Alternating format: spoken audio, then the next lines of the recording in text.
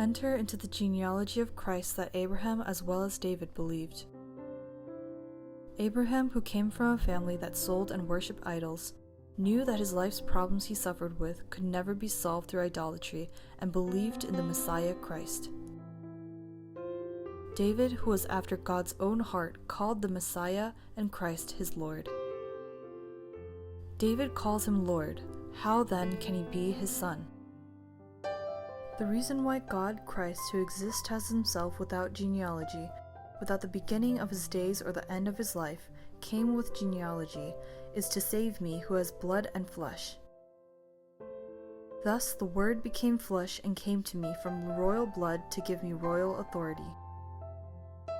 Look at the woman who appeared in Jesus' genealogy recorded by Matthew.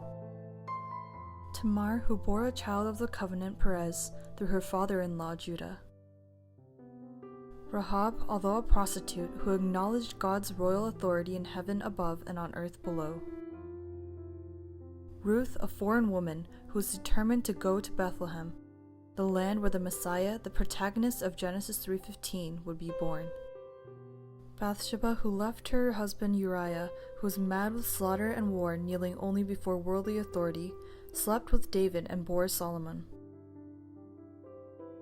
They were all under actions that were unacceptable to the humanistic, worldly, and moralistic standards, but engraved to the only covenant, Genesis 3:15, Messiah Christ, given by God, and put it into practice.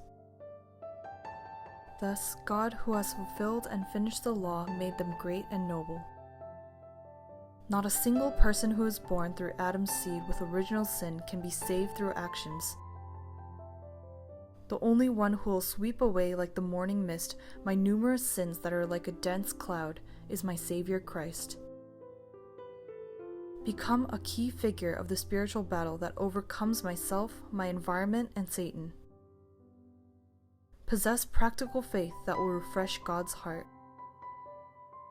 Only when I crush the serpent's head with Genesis 3:15, the protagonist of the original gospel, Messiah Christ's name, will God's heart rejoice. Do not lose the royal authority given to me by God. Have my name recorded in God's book of life. When I, who is easily broken like a jar of clay, place the treasure Christ in my spirit and soul, I will be a precious being shining like the bright morning star.